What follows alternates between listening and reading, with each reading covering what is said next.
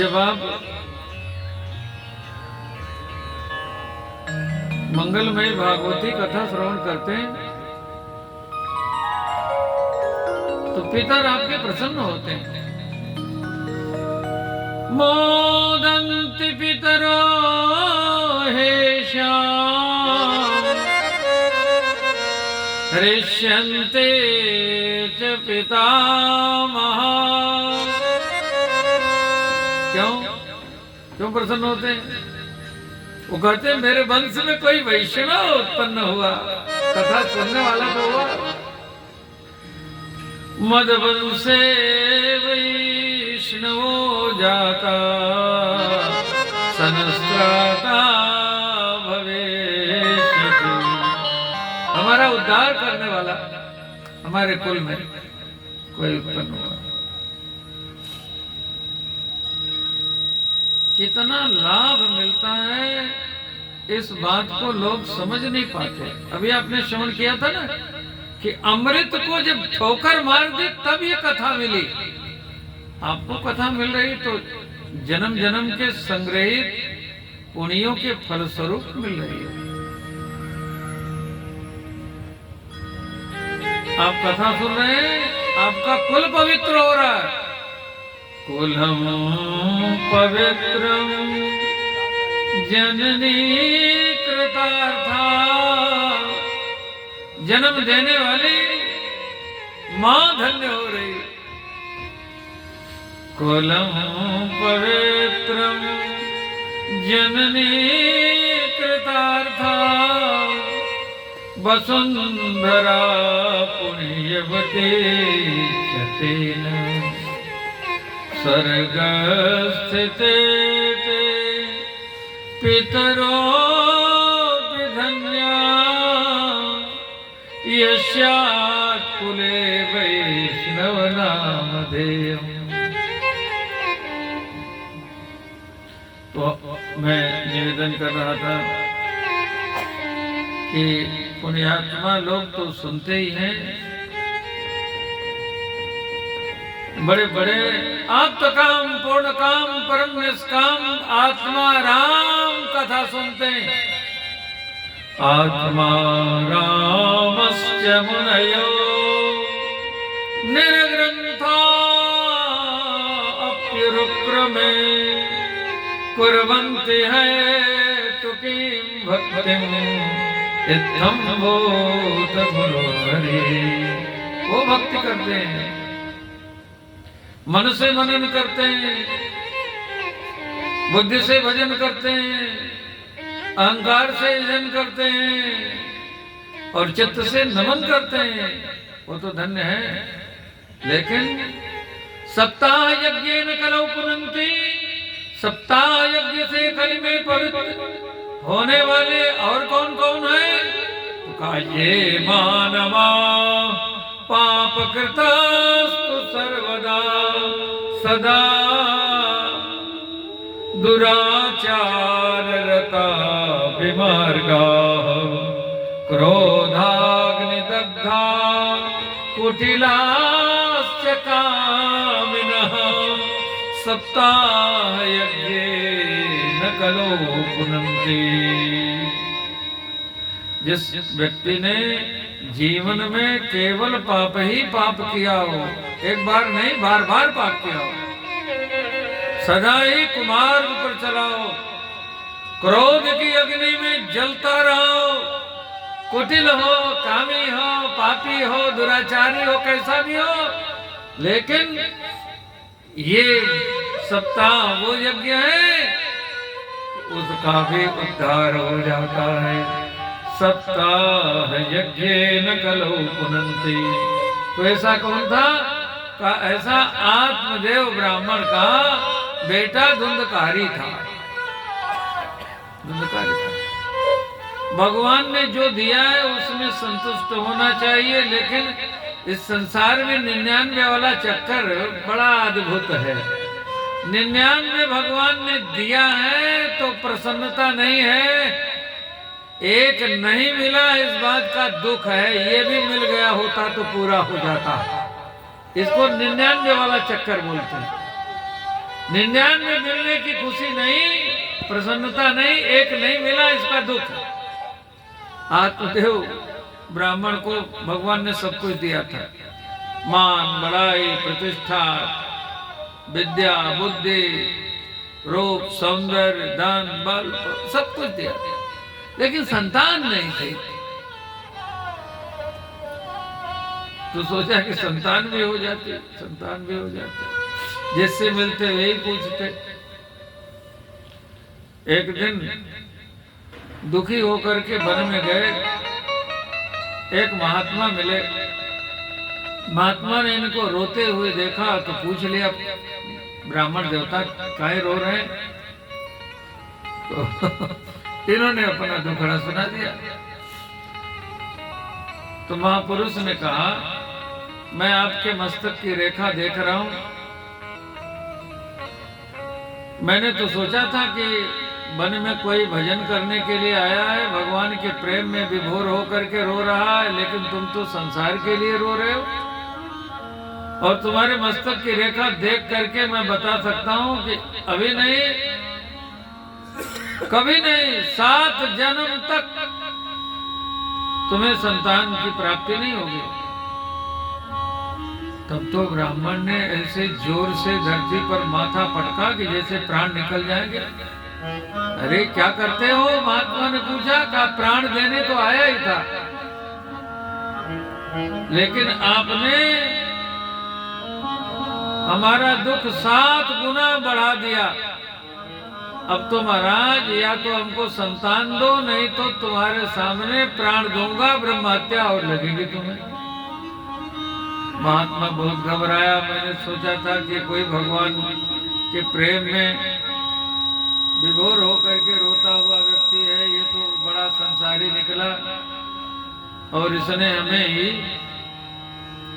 धोखे में डाल दिया, चक्कर में फंसा दिया। महात्मा को दया आई, उसने कहा, ब्राह्मण देवता प्राण नहीं दो, मैं एक फल दे रहा हूं, ले जाओ, पत्नी को खिला देना, पुत्र हो जाएगा। आशीर्वाद से, आशीर्वाद से, संतों के आशीर्वाद से वो भी असंभव संभव हो जाता है, जो जीवन में नहीं होता। दे दिया, लेकिन जो कहा था कि 7 जन्म तक संतान नहीं है, वो भी बात तो सही है। पत्नी इनकी बड़ी कुटिला थी, उसने फल नहीं खाया। पत्नी का नाम था इनके धुंधली। उसने फल गाय को खिला दिया और झूठ बोल दिया कि मैंने फल खा लिया। पंडित जी तो बड़े प्रसन्न हैं, संतान होगी। अपनी बहन को बुलाया, उसका बेटा होने वाला था। बहन भी सोचती थी कि इसको कोई बेटा नहीं, हमारा बेटा गोद ले लेती तो सारी संपत्ति इसकी हमारी हो जाती।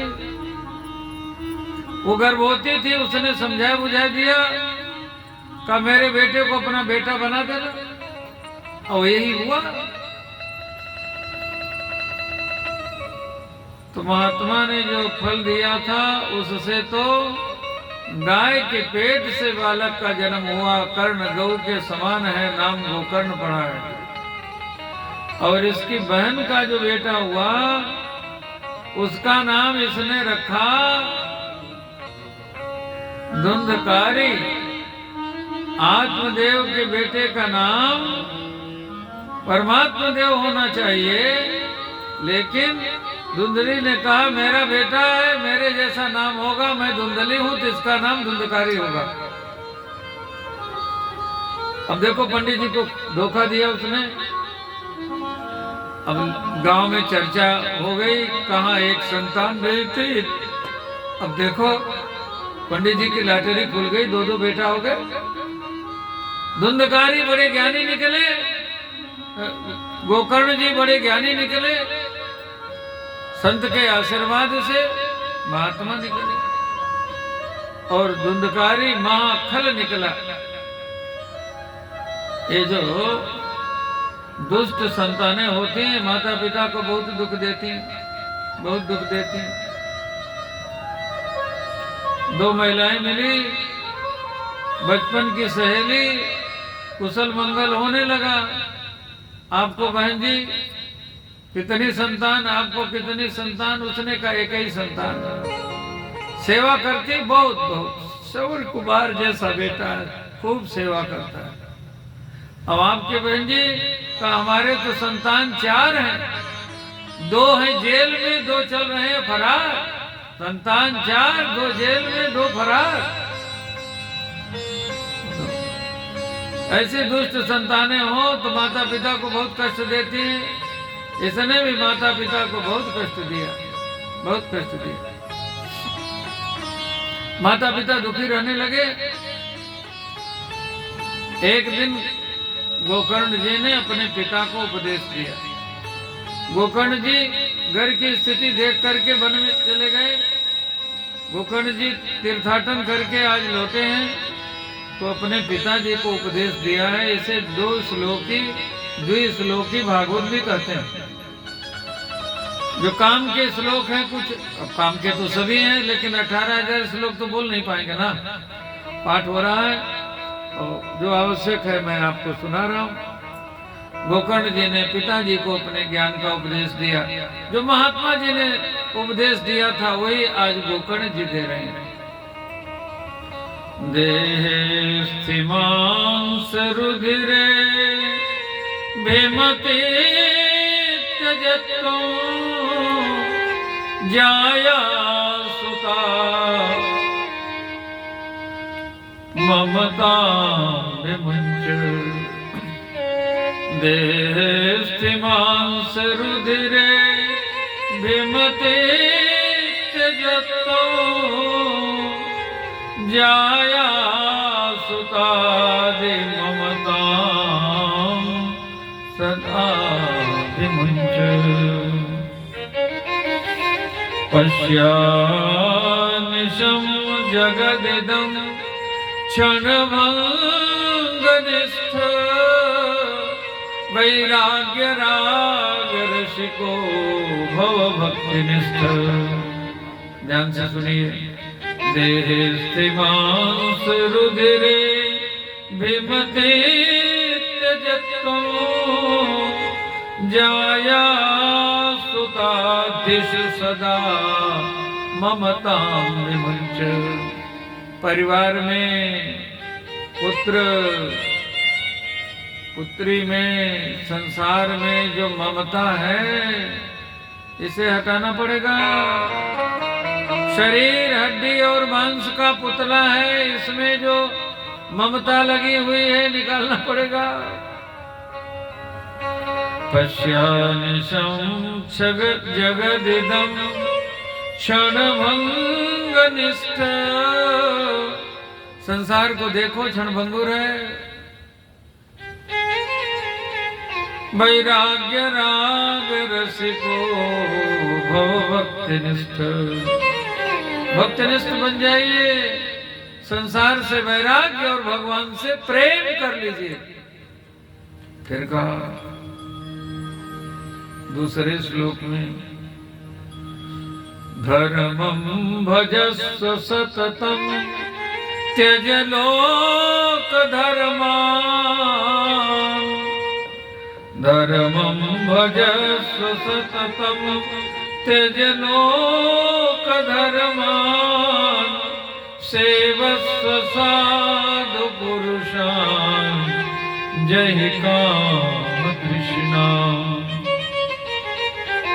अन्याश्च दोष गुण चिंतन मासु मुक्ता सेवा कथा रस महो नितरां पिबध्वम्।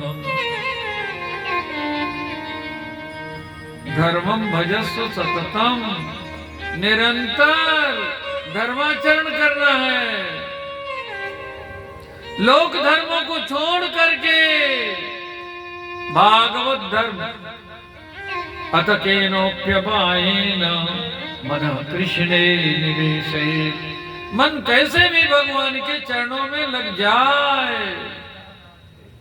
जीवन का फल महात्मा ने समझाया था। पुत्र मोह में आत्मदेव ने नहीं समझा था। और जब धुंधकारी ने मारी है ठोकर, बाहर से पहाड़ी बड़ी हरी भरी लगती है, पास में जाओ और कांटे पांव में लगते हैं तो दिमाग ताजा हो जाता है। जगत से ठोकर न लगे तो ठाकुर की शरण में कौन जाए। आगे आप सुनेंगे, ध्रुव को ठोकर लगी तब ठाकुर की शरण में गए, है ना। विभीषण को रावण ने लगाई है लात, तब विभीषण भगवान के शरण में गए। राम सत्य संकल्प प्रभु सभा काल बस तोरी, मैं रघुवीर शरण अब जाऊं देव जन खोरी। मैं रघुवीर शरण अब, कब? जब रावण से लात लग गई तब। हम कब जाएंगे शरण में? बोलिए, यहाँ तो 100 जूता खा तमाशा घुस के देखे, ठोकर पे ठोकर, ठोकर पे ठोकर, लेकिन संसार से मन हटता नहीं, भगवान में मन लगता नहीं। जगत की लात लगे और सत्संग में बात लगे तो कल्याण हो जाए। भागवत की पोथी लेकर के आत्मदेव हरिद्वार गए, उनका कल्याण हो गया, भगवान में मन लगा, भगवान के धाम गए। धुंधली को बहुत दुख देने लगा धुंधकारी,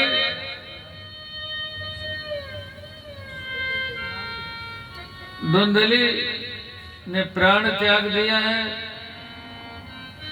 सारी संपत्ति लुटाने लगा, दुराचारी बन गया, मद्यपान करने लगा, ब्राह्मण होकर के अवक्ष भक्षण करने लगा, वेश्याओं को घर में लाके रखा, सारी संपत्ति समाप्त हो गई तो चोरी करने लगा।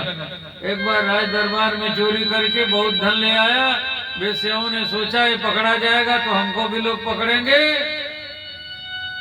रात में जब मदिरा पान करके सो रहा था तो वेश्याओं ने गला दाब के मार डाला, आंगन में गड्ढा खोद करके गाड़ दिया और कहा, लोगों से बता दिया कि तीर्थाटन करने गए पंडित जी, हम लोगों को भी बुलाया है, हम लोग भी जा रहे हैं। वेश्याएं सारा धन लेकर के चली गई, ये जगन्य प्रेत हो गया। गोकर्ण जी आए तीर्थाटन करके, धुंधकारी सामने खड़ा हो गया प्रेत। 5 तत्वों का जीवन शरीर होता है, पृथ्वी जल तेज वायु आकाश, ये 5 तत्वों का वो महाध्वज लगा हुआ है। आकाशात वायु, वायुरग्नि, अग्निरापा, आपेभ्य अदभ्य। आकाश से वायु की उत्पत्ति, वायु से अग्नि की उत्पत्ति, अग्नि से जल की उत्पत्ति और जल से पृथ्वी की उत्पत्ति। तो 2 तो रह जाता है शरीर छूटने के बाद, पृथ्वी और जल। पहले जब आत्मा निकलती है तो आकाश के साथ निकलती है, घबराहट होती है, और फिर तब तक लोग कहते हैं नहीं नहीं अभी जीवित है, देखो इनकी नाड़ी चल रही है, हवा है। तो आकाश के साथ वायु फिर चली जाती है। फिर भी कोई कहता है इनका जीवन है, देखो शरीर में गर्मी है, तो तीसरे नंबर पे अग्नि भी चली जाती है। तो आत्मा आकाश, वायु और अग्नि के साथ होती है, उसे प्रेत आत्मा कहते हैं। पृथ्वी और जल अलग नहीं होता, इनको अलग करने के लिए संस्कार किया जाता है। तो शब्द गुणकम आकाशम, आकाश का गुण शब्द है तो प्रेत शब्द कर सकता है।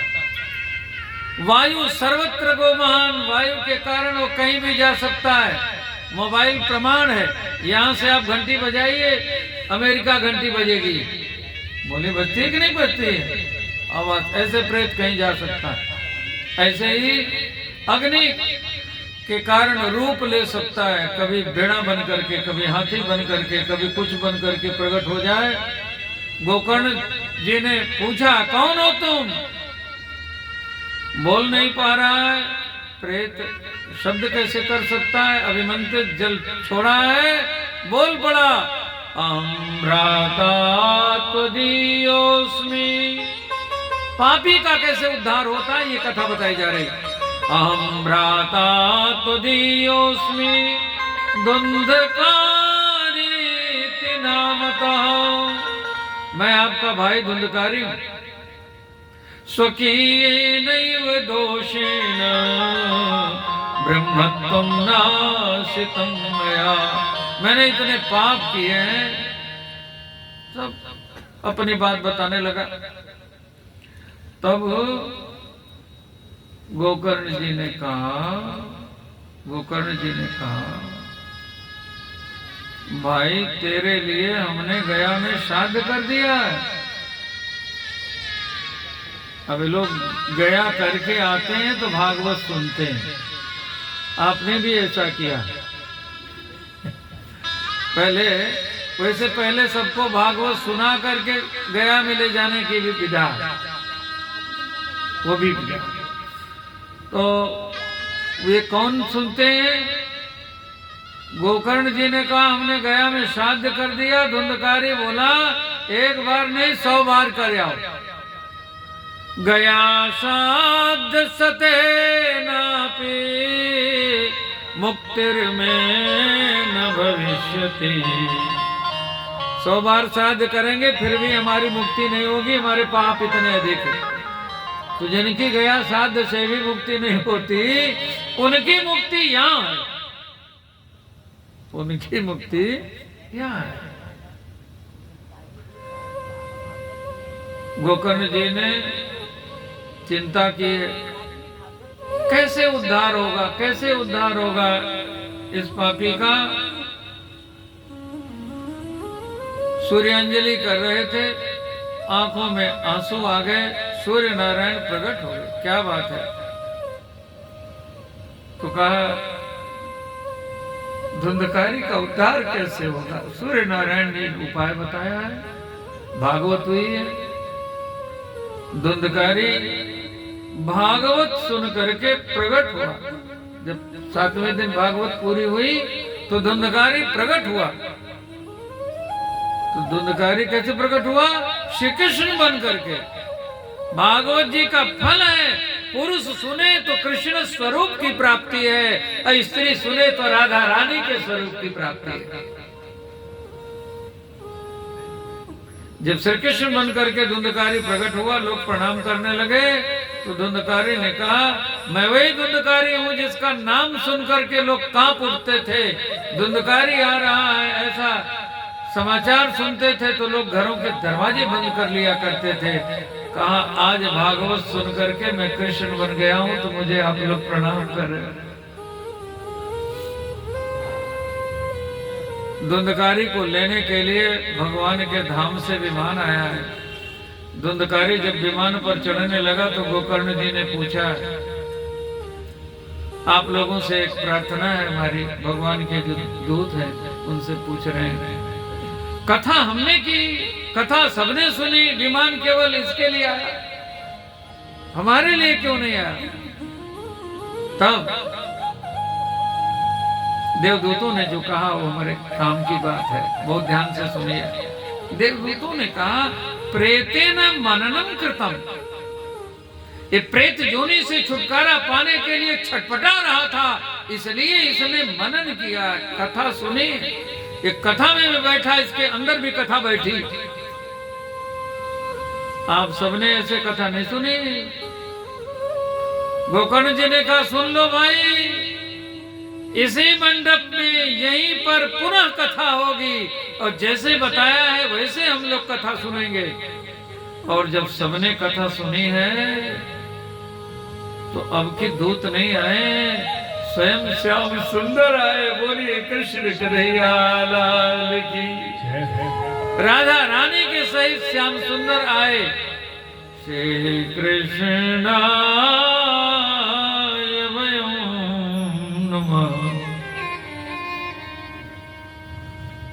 जब भगवान आए, लिखा है अयोध्यावासिनः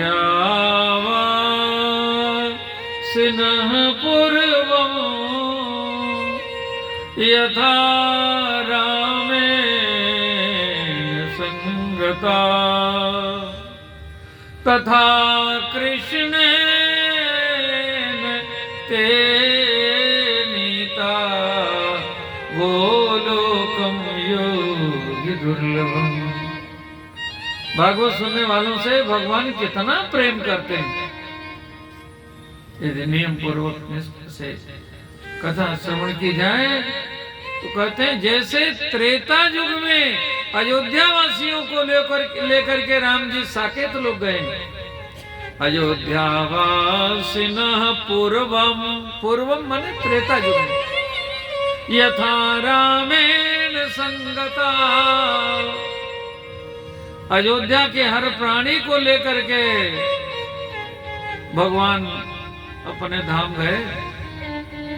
केवल हनुमान जी नहीं गए, कुल 5 लोग नहीं गए, लेकिन वो कथा फिर कहेंगे। हनुमान जी नहीं गए। क्यों हनुमान जी नहीं गए? क्यों विविध नहीं गया? क्यों जामवंत जी नहीं गए? क्यों विभीषण जी नहीं? बात पूछे तो हनुमान जी तो कथा सुनने के लिए रह गए। भगवान जब जाने लगे तो हनुमान जी से भी कहा। हनुमान जी से तो बहुत प्रेम है भगवान का, हनुमान जी का भी प्रेम है, चरणों में बैठते हैं।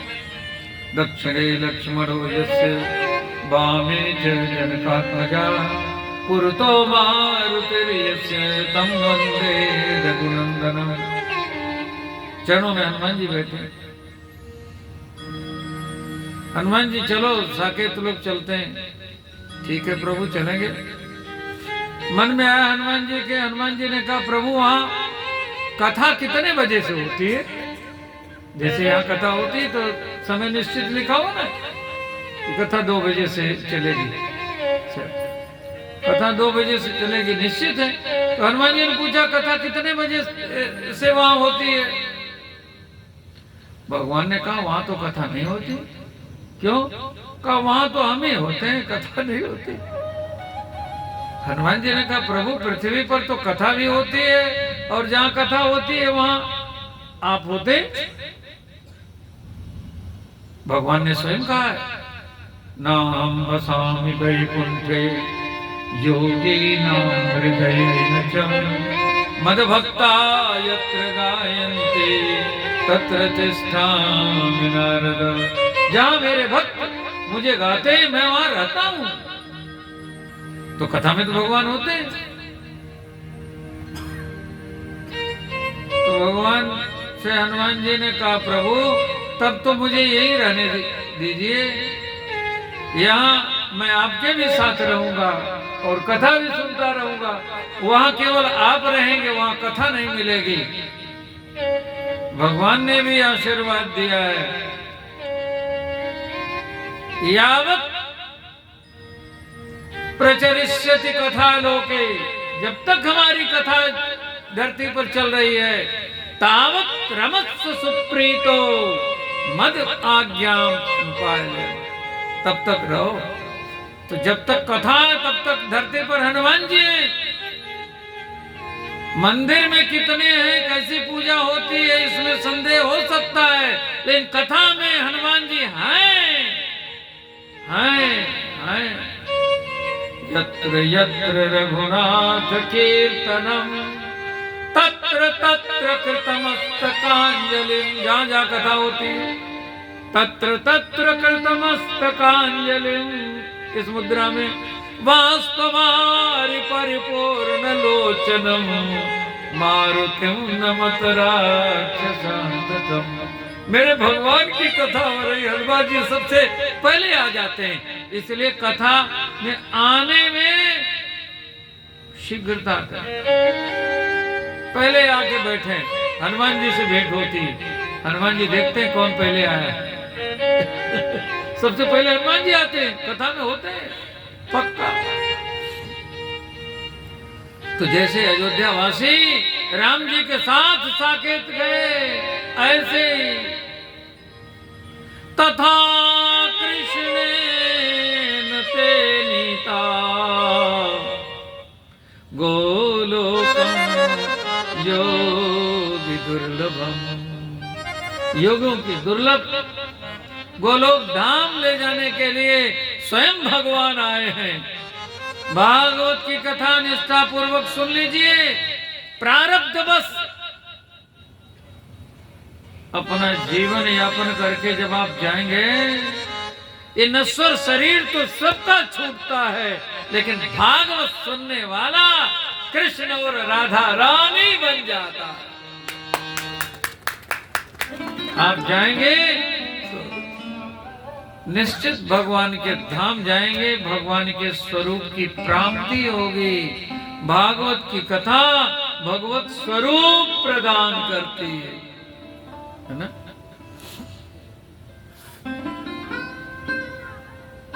ये भागवत स्वयं भगवान का रूप है।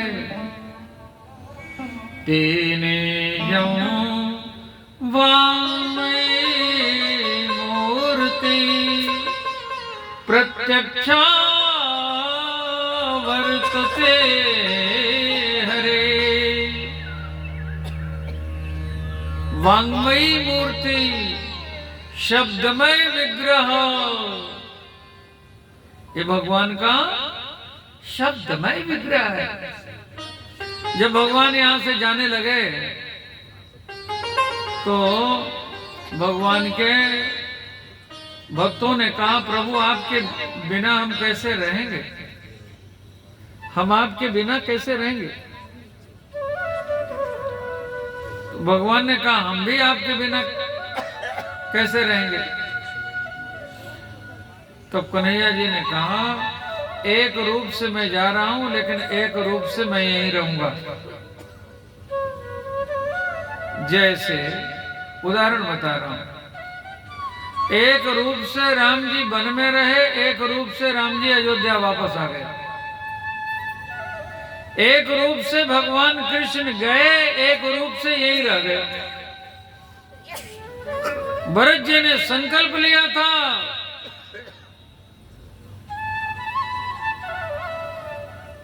जय सोने विनय मोहि जन जाने, आवहि बहुरे राम रजधानी, आवहि बहुरे राम रजधानी। हमारी प्रार्थना सुन करके राम जी अयोध्या में आवे, तुम पे 5 मोर बल माने, आए सुभाषिष देव सुबानी, जैसन विनय मोहि जन जाने, आवे बहुर राम राजधानी। तो राम जी ने कहा, मैं भरत जी की बात मानूंगा। राखेउ राय सत्य मोहि त्यागी, तनु परिहरे वो लागे। मेरे पिताजी ने सत्य को नहीं छोड़ा, प्राण छोड़ दिया। मेरा त्याग कर दिया, सत्य को नहीं छोड़ा, मेरा वियोग नहीं सह सके, प्राण छोड़ दिया। ऐसे पिताजी के वचन को मिटाने में मुझे संकोच होता है। तेहिते अधिक तासु वचन मेटत मुई सोचू, तेहिते अधिक तुम्हार सकोचू।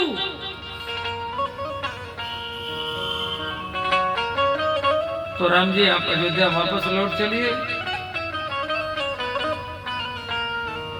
तब राम जी ने कहा, भरत कहीं सोई किए भलाई, अस कही राम रहे अरगाई। तो भरत जी का क्या कर्तव्य है। गुरुदेव ने कहा, भरत आपकी जीत हुई, तुम्हारे प्रेम की भरत जीत हो गई, लेकिन प्रेम स्वार्थी नहीं होता, प्रेम बलिदान मांगता है। अब तुम प्रार्थना करो, राम जी ने तुम्हें जिता दिया तो राम जी की आज्ञा का पालन करो। तो राम जी ने आज्ञा दी है। भाई भाई की संपत्ति का बंटवारा करने के लिए नहीं होता भरत, भाई भाई की विपत्ति का बंटवारा करने के लिए होता है। बांटी विपत्ति हमें मोहि भाई, तुम्हें अवधि भर भर कठिनाई। मैं राज्य स्वीकार करता हूँ, लेकिन 14 वर्ष तक तुम राज्य काज संभालो। तो मैं कैसे संभाल सकता हूँ? प्रभु एक अवतार आप धारण करिए। जैसे द्रौपदी की रक्षा के लिए कन्हैया जी ने वस्त्रावतार धारण किया था। ध्यान से सुनिए, प्रसंग लगा रहा हूं। जैसे द्रौपदी की लाज बचाने के लिए वस्त्र के रूप में कन्हैया जी ने अवतार लिया, ऐसे भरत जी के प्रेम की रक्षा के लिए राम जी ने पादुका के रूप में अवतार लिया। और पादुका के रूप में जब राम जी अयोध्या जी आए हैं, सिंहासन पर भरत जी ने राम जी की चरण पादुका को स्थापित कर दिया है। नित पूजत प्रभु पावरी, प्रीति ने हृदय समात, मांग मांग आयस करत राज काज बहुभांति। तो जैसे पादुका अवतार राम जी ने धारण किया, ऐसे ही भगवान श्याम सुंदर ने भागवत जी के रूप में अवतार धारण किया। तिरोधाय प्रविष्टोयम, एक रूप से भगवान तिरोधान करते हैं, अपने धाम जाते हैं, गोलोक जाते हैं। प्रविष्टोयम, एक रूप से यहाँ प्रवेश करते हैं। श्रीमद् भागवतार्णवम् तेनेयं वाङ्मयी मूर्ति प्रत्यक्षा वर्तते हरे। ये प्रत्यक्ष भगवान का शब्द में श्री विग्रह है। कथा 4 स्थानों पर हो रही है। एक कथा शुक्रताल में सुखदेव जी राजा परीक्षित को सुना रहे हैं कथा। एक कथा नैमिषारण्य पुण्य तीर्थ में सूत जी सौनकादिकों को कथा सुना रहे हैं। सौनकादिक 88,000 ऋषि कथा सुन रहे हैं। एक कथा आप सुन रहे थे, सनकादिक गंगा जी के तट पर नारदादि को कथा सुना रहे हैं। और भगवान जब जाने लगे तो भगवान ने स्वयं भागवत की कथा उद्धव जी को सुनाई। उद्धव जी तो भगवान के वियोग में रोते रोते मूर्छित हो जाते हैं। तो साथ में मैत्रेय जी को भी कथा सुनाई। कहा, मैत्रेय जी तुम कथा सुन लो, तुम मेरे प्रिय विदुर को कथा सुना देना। तुम मेरे प्रिय विदुर को कथा सुना देना। ये उद्धव तो सुना नहीं पाएगा, ये तो रोएगा केवल। तो मैत्रेय जी ने विदुर जी को नारायण क्षेत्र में हरिद्वार में कथा सुनाई। ये 4 कथाएं हो रही हैं। वही चारों कथाएं आप सुन रहे हैं। कथा की ऐसी अद्भुत महिमा आप सुन रहे हैं। यहीं से आगे की कथा आप कल सुनेंगे। जब देवताओं को भगा दिया है सुखदेव जी ने, तो देवताओं ने जाकर के ब्रह्मा जी से कहा, देवताओं ने ब्रह्मा जी से जाकर के कहा, देवताओं ने ब्रह्मा जी से जाकर के कहा, हम लोगों का बड़ा तिरस्कार हुआ, हम लोग भगा दिए गए। तो ब्रह्मा जी ने फटकारा और कहा कि चलो हम भागवत की महिमा तुम्हें बताते हैं। तब सत्यलोक में ब्रह्मा जी ने तराजू के पलड़े पर एक और भागवत भगवान को रखा, एक और संसार के समस्त पुण्यों को रखा, समस्त पुण्यों को रखा। लेकिन सारे पुण्य हल्के हो गए, ऊपर उठ गए। लगो निन्यान जाताने गौरवेण इदं महत्। लगो निन्यान जाताने सत्यलोके तुलां बद्ध्वा तोलयत् साधनाञ्जय।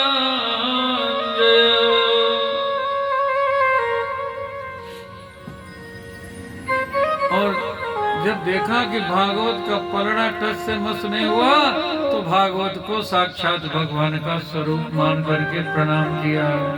बोलिए भागवत भगवान की। आप लोग भी भागवत भगवान को नमन करेंगे। नमामि देवं करुणावतारम्